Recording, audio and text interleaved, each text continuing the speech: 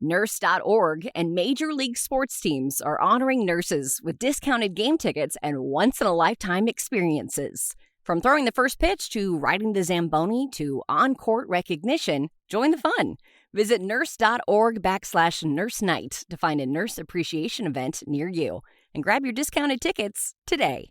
Welcome to Club Nurse. I'm Colton Lord, your host. By you being here today, it shows me that you are someone who wants to learn, grow, laugh, connect, and just let your emotions flow. We are here to share real stories and hear real life experiences from real people. You are not alone in this, and Club Nurse is here to show you that. Don't forget to follow the show and share today's episode with someone you love. Now, let's dive into today's conversation. Welcome back to the Club Nurse Podcast. My name is Colton Lord, your host. I thank you so much for being here, for tuning in, where I am bringing you the most up-to-date and breaking news in the world of nursing and healthcare. And we've got a little bit to talk about today. Anybody with a social media account or who watches the news has felt, I think, the weight of what has happened over the last few days, over the last week. I think that the world, the country, and then the healthcare and nursing community especially are feeling extra heavy, dealing with, kind of just the emotions and the waves of things that are going on. I know that the world feels like a really wild place, and I think that we all feel that weight. But if I can offer any kind of light for anybody out there to see through darkness, if there's any cracks of light, it's that, yes, things can be hard and scary, but we need to remember, we're fed very negative things in our daily lives now with social media and just constant consumption, that if our worldview is being so narrowed into what we're watching on social media, on the news, we are going to start to believe that we are living in such an evil world. And while there are a lot of evil things happening, a lot of bad things, and while I think that it's very important to stay informed and stay in the know, I just want to say that that's not representative of our world and humanity at large. We just see the worst of the worst every day in what we're consuming.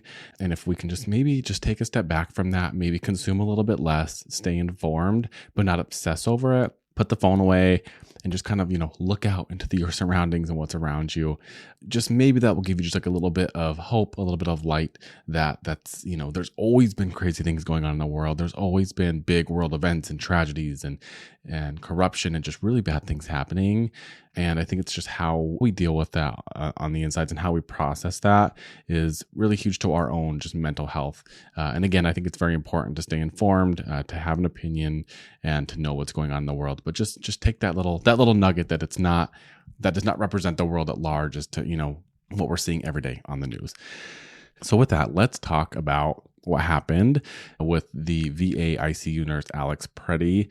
Like I said, I am sure most of you have seen the onslaught of social media posts and the videos. And if you are somebody who actually watched the video of Alex Pretti dying, it is really, really, really devastating. It's hard to watch, but it's real. It happened in the streets of Minneapolis. He's a 37-year-old VA ICU nurse, licensed in Minnesota since 2021, praised by colleagues as outstanding and deeply compassionate towards patients. And I just wanted to make this note here. I even made this in my own social media posts, which you can see at Nurse Colton on Instagram, that yes, he was a nurse, but there was so much more to him. He was a son. He had an ex-wife who spoke kindly of him. He was a very loving dog parent who just recently lost his dog, loves the outdoors. Like, there's so much more about him than being a nurse, but being a nurse is part of who he was. So we want to honor that for sure. Federal agents say that Pretti approached them armed and resisted. Bystander videos and New York Times analysis showed him recording before being wrestled down and shot. So you can watch the video, make that opinion for yourself on what you are seeing, but just know that what you are seeing when you watch the video is true. And yeah, I'll just leave it at that. The ANA condemns the violence, extends condolences, and calls for a full investigation into the death of this nurse amid rising community tensions. Again, yes, it is definitely a trigger warning to be watching those videos. Take care of yourself. You don't have to go watch it. You already know kind of what's going on. You're being informed. Prior to his nursing career, Alex Pretti, per his LinkedIn profile, shows that he attended the University of Minnesota Medical School and worked as a junior scientist starting in 2012. Later became a registered nurse licensed in Minnesota, with his license issued in January of 2021 and active through March 2026, according to Nurses. He worked in the VA's ICU, where he cared for critically ill veterans. There's a very heartwarming video on social media of Alex Pretti giving a veteran that he had treated in the ICU their final salute. So it's very obvious that this was a very caring, compassionate, warm human being. His family, in the articles and the news briefings I was reading, his family spoke very highly of him, just saying that he really cared deeply about the moral injustices of the world and the country. And he was out there with the rest of Minneapolis, just showing up and just fighting back against things that they, really believe in. And I think that that's super important. And I just want to honor his life in any way that I possibly can. And I know that there's no perfect way to do that.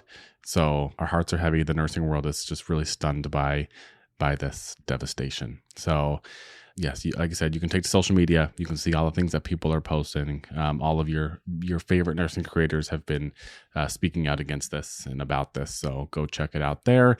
You can also check out the full article, nurse.org/news. Head over to the nurse.org Instagram. It's nurse_org, where you can get the most breaking news that is being posted in real time. So that's that on Alex Pretti. Let's jump over to L&D nurse Jen Hamilton. Again, anybody with a cell phone and an Instagram or TikTok account knows who Jen Hamilton is.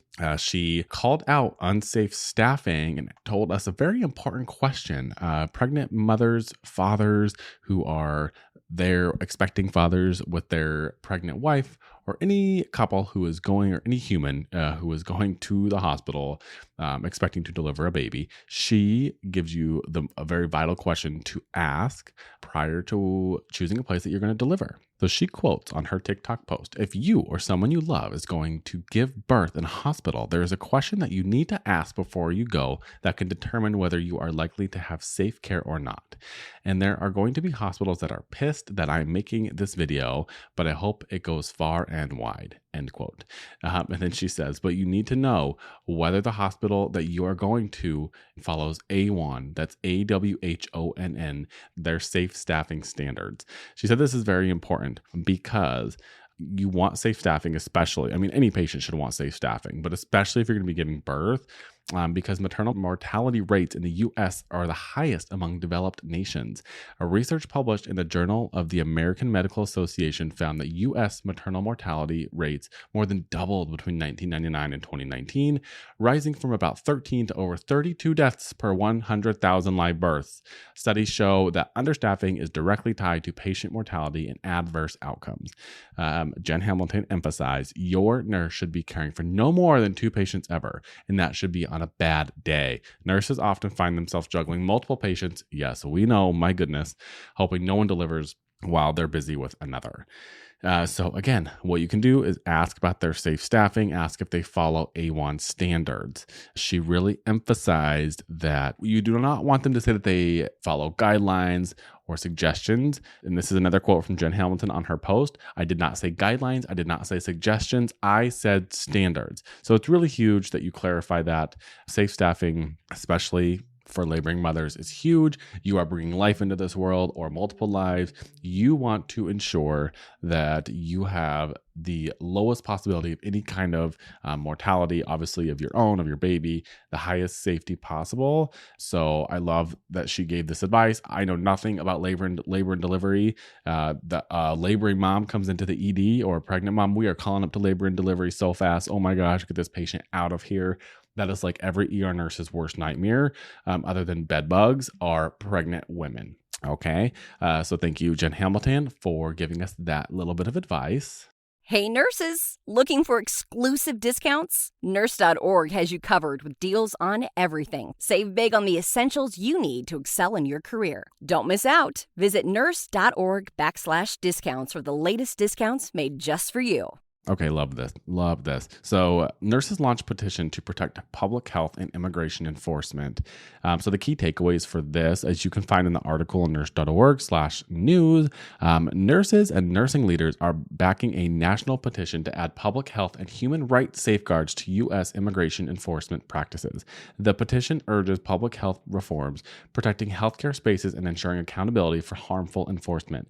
Experts warn that immigration enforcement in and around care settings erodes trust, deters patients from seeking care, and contributes to moral distress among nurses. This is so true. I totally back this. You have to understand, you do not want people to distrust going to seek medical care. This is a trickle effect. This affects so many different people, and people should not feel like they are in danger by going to seek care from a doctor, from nurses. And then, yes, as the nurse, this is extremely morally distressing, being put into a kind of position like this. So I am all for this petition, especially with things that are going on today with immigration. I think this is huge.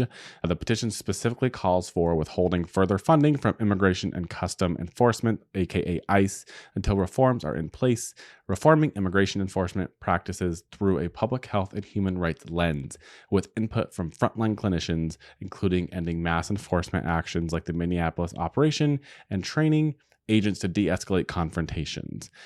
This is something that they are looking for transparent accountability mechanisms for enforcement actions that result in injury, death, or disruption of care, clear protections from immigration enforcement in healthcare and educational spaces.